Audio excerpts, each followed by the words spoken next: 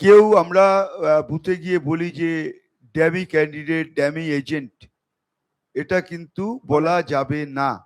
Dummy বললে কিন্তু booth থেকে বার করে দেবে। আপনাকে ইন্ডিপেন্ডেন্ট বা নির্দল বলতে হবে। তাহলে আমাদের কি বলতে হবে? আজকে থেকে ড্যামি কথাটা ছাড়তে হবে, সবাইকে নির্দল প্রার্থী অথবা নির্দল প্রার্থীর এজেন্ট কথাটা বলতে হবে। মোটামুটি আমাদের সব জায়গাতেই নির্দল প্রার্থীর এজেন্ট নিয়ে আমরা 3 জন থাকবো মিনিমাম সব জায়গাতেই।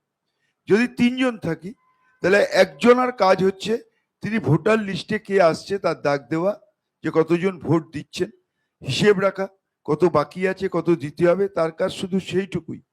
তিনি মাথা গুঁজে শুধু ভোটার লিস্ট দেখবেন, তাকে চেনেন, তার নামটা আপনি রাইট চিহ্ন করবেন ভোটার লিস্টে। দ্বিতীয় যিনি আছেন তার কাজ হচ্ছে সবসময় ইভিএম এর দিকে লক্ষ্য রাখা। যখনই তিনি ভোটদান করলেন ওই 10 সেকেন্ড পর বিপটা শোনা যাচ্ছে কিনা, এইটা কিন্তু ভালো করে দ্বিতীয় জনকে লক্ষ্য রাখতে হবে। আর তৃতীয় জনের কাজ হচ্ছে এই যে পোলিং অফিসাররা আছেন 4 জন, এদের দিকে ভালো করে লক্ষ্য রাখা।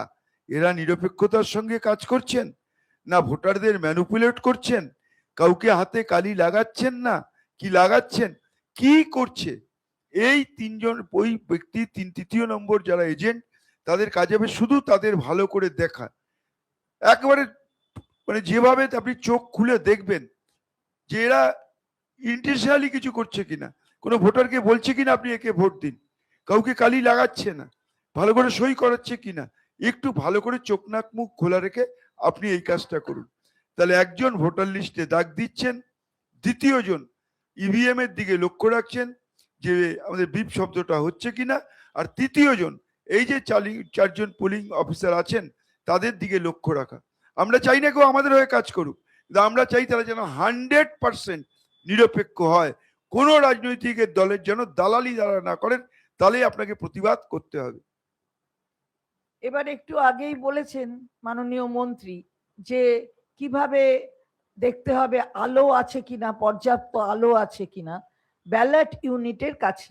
এবার আপনি আরো দেখবেন যে ব্যালট ইউনিটটি এমন ভাবে স্থাপন করতে হবে যাতে কোনো ভোটার কাকে ভোট দিচ্ছেন তা বোঝা না যায়।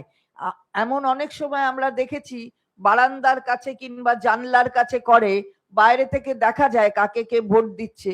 এরকম যাতে না হয় সেই জায়গাটা আপনাদের দেখে নিতে হবে এবং ভিভিপ্যাটের কাছে পর্যাপ্ত আলোর ব্যবস্থা নিশ্চিত করতে হবে।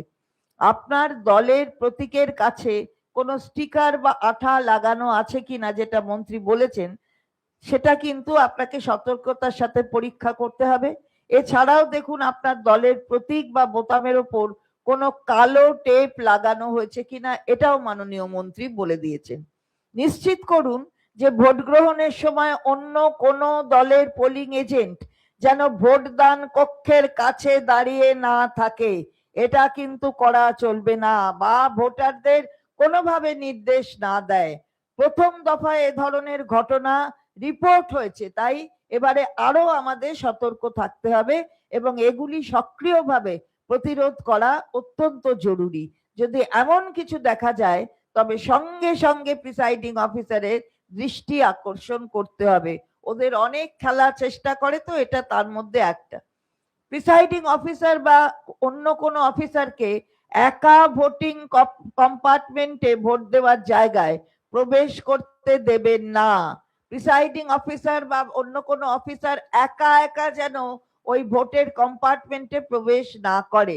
তারা গেলে আপনাকেও অবশ্যই তাদের সাথে যেতে হবে, যেই যাবে অমনি আপনিও যাবেন। অফিসাররাই কখনোই আসল ইভিএম এ ভোট দেওয়ার পদ্ধতি প্রদর্শন করতে পারবেন না, তাদের অবশ্যই একটি ডামি ব্যালট ব্যবহার করতে হবে, নিজে গিয়ে দেখে আসবে ওর ভেতরে, সেটা করা তাদের নিয়মের বিরুদ্ধে, সুতরাং তারা করতে পারবে না, সেটা আপনি এটা সুনিশ্চিত করবেন। নতুন এবং সন্দেহভাজন ভোটার এ সম্পর্কেও আপনাকে সতর্ক থাকতে হবে। 6 নম্বর ফর্মের মাধ্যমে যুক্ত হওয়া নতুন ভোটাররা হয়তো ব্যক্তিগতভাবে আপনার পরিচিত না হতে পারে, কারণ নতুন ভোটার।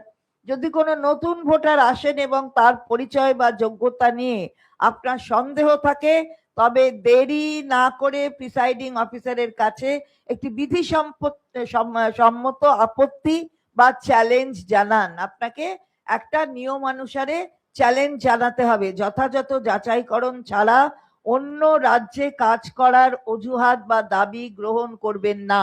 ওই পরিযায়ীর নামে আসবে আর এসে করবে 6 নম্বর ভোটার, ওই 6 নম্বর ফর্মের নতুন ভোটার হিসেবে, এটা কিন্তু আপনারা ভালো করে দেখে নেবেন। অনেক খেলার মধ্যে এটাও আর একটা বড় খেলা। পরিযায়ী নিয়ে আসছি বলে অনেক রকম খেলা আপনারা দেখেছেন। সাপ্লিমেন্ট 2, আচ্ছা বল। আমরা দেখেছি বিহারের ভোটেও আমরা দেখেছি, আমরা প্রথম দফার ভোটেও দেখেছি, বেশ কিছু ভোটার লিস্টে অন্তত 10টা 12টা করে বাইরের লোকের নাম আছে, যারা না আমাদের অঞ্চলে থাকেন না বাংলায় থাকেন।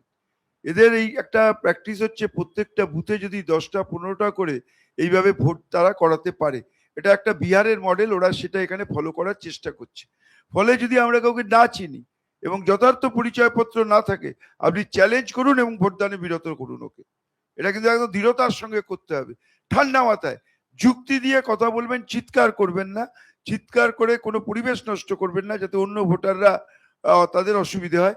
যুক্তি দিয়ে প্রিসাইডিং অফিসারকে আপনি বলুন যে ইনি আমাদের অঞ্চলে থাকেন না, আমাদের ভোটার না, ওনার যেটা আছে এটা অবৈধ নয়, ফলে ওনাকে এখন ভোট দিতে দেওয়া যাবে না। আপনি সবার শেষে ওনাকে আসতে বলুন, তখন দেখা যাবে। ঠিক আছে? সাপ্লিমেন্ট 2 বিশেষভাবে সতর্কতার সঙ্গে পরীক্ষা করতে হবে। এই তালিকায় নতুন যে ভোটারদের নাম রয়েছে, মানে এখন যে ভোটারদের নাম রয়েছে, তাদের পরিচয় ও যোগ্যতা যথাযথভাবে যাচাই করতে হবে। সাপ্লিমেন্ট 2 এর কোনো ভোটারের পরিচয় বা যোগ্যতা নিয়ে যদি কোনো সন্দেহ থাকে, তবে দেরি না করে প্রিসাইডিং অফিসারের কাছে সরকারি আপত্তি জানাতে হবে। মনে রাখবেন, প্রতি চ্যালেঞ্জ ভোটারের জন্য 2 টাকা ফি প্রদান করতে হবে। আপনি যেই চ্যালেঞ্জ করবেন আপনাকে 2 টাকা দিতে হবে এর ফিজ হিসাবে। এবং পোলিং এজেন্টদের নিশ্চিত করতে হবে যে ভোটের দিন যেন তাদের কাছে যথেষ্ট নগদ টাকা ও খুচরো থাকে, যাতে এই প্রয়োজন সহজে পূরণ করা যায়। কারণ 2 টাকা কম পাওয়া যায়, 2 টাকা অনেক সময় থাকে না, কিন্তু আপনাকে দেখতে হবে যে এই টাকা 2 টাকা হচ্ছে ফিজ। সুতরাং পর্যাপ্ত এই 2 টাকার কয়েন আপনার কাছে আছে কিনা সেটা একটু ভালো করে আমরা প্রত্যেক জায়গার নেতৃত্ব এবং প্রার্থীদের কাছে অনুরোধ করব, পোলিং এজেন্টদের যদি 2 টাকার নোট জোগাড় করতে পারেন ভালো, আর যদি না পারেন তাহলে 1 টাকার বা 2 টাকার কয়েন অন্তত 10টা করে সবাইকে দিয়ে দেবেন। তাহলে সুবিধা হবে, যদি চ্যালেঞ্জ করার সময় আমরা যদি টাকাটা না দিতে পারি তাহলে কিন্তু এটা অ্যাকসেপ্ট হবে না। ফলে এটা একটু মনে করে আপনারা পোলিং এজেন্টদের যে প্যাকেট দেবেন সেই প্যাকেটে